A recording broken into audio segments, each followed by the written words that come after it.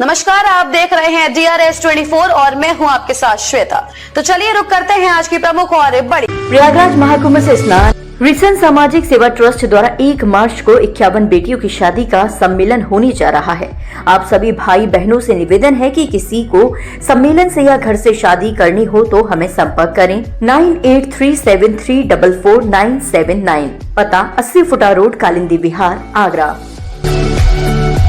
किसानों की समस्या को लेकर सांसद राजकुमार चाहर ने जिला मुख्यालय पे अधिकारियों के साथ की बैठक में जिलाधिकारी व अन्य विभाग के अधिकारी रहे मौजूद। सिंगना और जुत्सना में यमुना के किनारे लंबे समय से खाली पड़ी जमीन पर किसानों के द्वारा की गई फसल। सरकारी जमीन को खाली करवाने के लिए प्रशासन ने खड़ी फसल पर चलाया ट्रैक्टर। किसानों की समस्या व प्रशासन के द्वारा किए कार्रवाई का बीच का रास्ता निकालने को लेकर सांसद ने की बैठक। सरकारी जमीनों पर किए कब्जों को लेकर भी किसानों को निर्देशित किया। देखिए, सिंगना और जुगसना वहां पर यमुना नदी की जमीन है खादर की।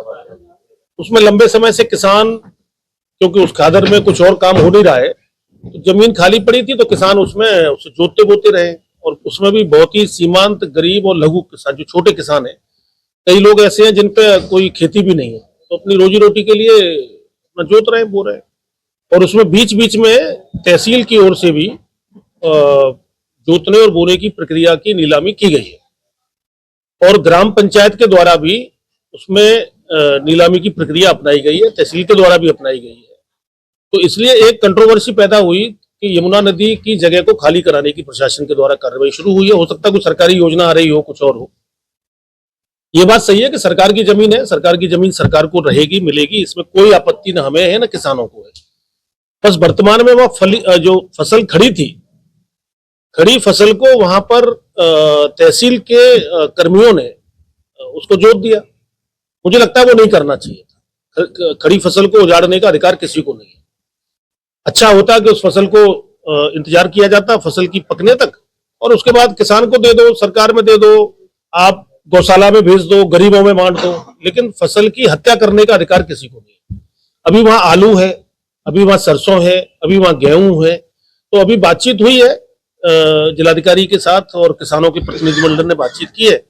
हमारे भारतीय जनता पार्टी किसान मोर्चा के हमारे जो पदाधिकारी हैं, जैसे ब्रज क्षेत्र के अध्यक्ष हैं हमारे प्रशांत पूनिया जी, जिलाध्यक्ष हैं देवेंद्र जी, हमारे प्रमुख हैं गुड्डू चाहर जी, तो इनके नेतृत्व में अभी आज एक बैठक जिलाधिकारी महोदय से हुई है और बीच का रास्ता निकले, किसानों का नुकसान न हो, सरकार का भी काम हो जाए और किसान का हित न हो, इस पर बातचीत हुई है। और जिलाधिकारी महोदय ने कहा भी है कि साहब हम बीच का रास्ता निकालेंगे, फसलों को नहीं उजाड़ेंगे। देखिए, ये प्रशासन अभी अपनी जांच कर ले, उसके बाद आगे की चीजें तय होंगी।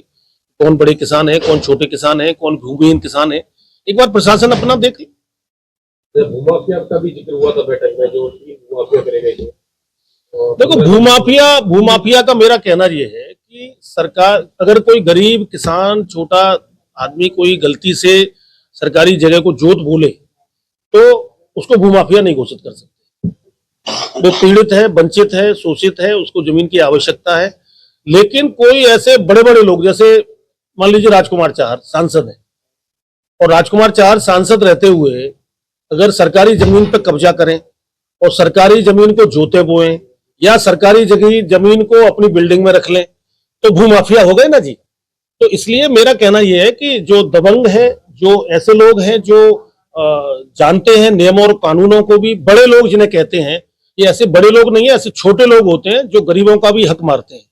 तो ऐसे लोगों के खिलाफ तो बड़ी कार्रवाइयां होनी चाहिए, मैं इस पक्ष में हूं। लेकिन गांव में रहने वाले गरीब किसान, छोटे, जो जिन पर जमीन नहीं है, लघु किसान है, छोटे किसान है, या कह रहा हूं 2 बीघे चाहे पर ज्यादा हुए, तो किसान को इसमें मुझे लगता है उनका हित न हो। ऐसी बातचीत हमने जिलाधिकारी से की है। जो फसल बोएगा वो काटेगा, ये मैंने कहा था।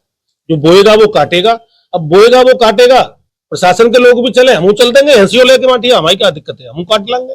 आलू हम कटवा देंगे अपने आगे। नुकसान आलू की फसल बर्बाद ना हो, सरसों की फसल बर्बाद, ये इसमें जीव होता है, तो जीव की हत्या नहीं की जा सकती। किसी गरीब के काम आ जाए, ये प्रयास करेंगे।